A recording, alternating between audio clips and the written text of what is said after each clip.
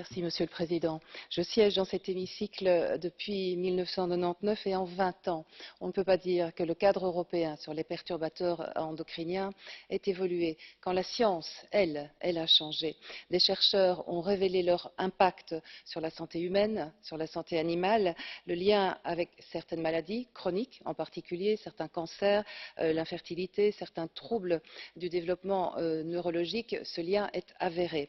L'Union européenne ne semble pas avoir pris la mesure de ce que l'OMS qualifiait en 2013 déjà de menace mondiale. Nous sommes très en retard. La Cour de justice condamnait en 2015 la Commission européenne parce qu'elle traînait dans son action sur le sujet.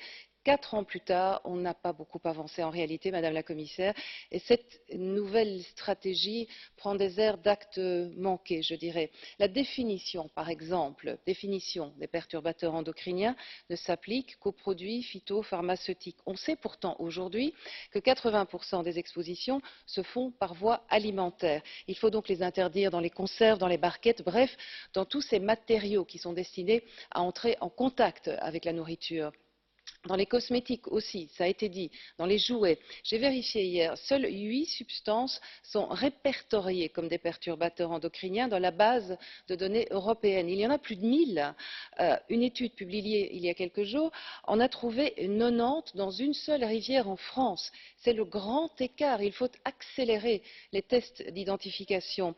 Le bisphénol A, celui dont les effets néfastes sont les plus documentés, reste largement autorisé. L'Europe n'avance pas assez vite.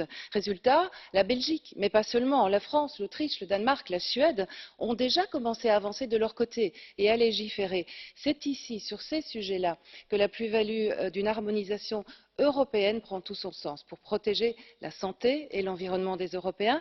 Écoutez les chercheurs, cette stratégie ne va pas assez loin. Nous devons aller plus vite et plus fort. Merci, Monsieur le Président.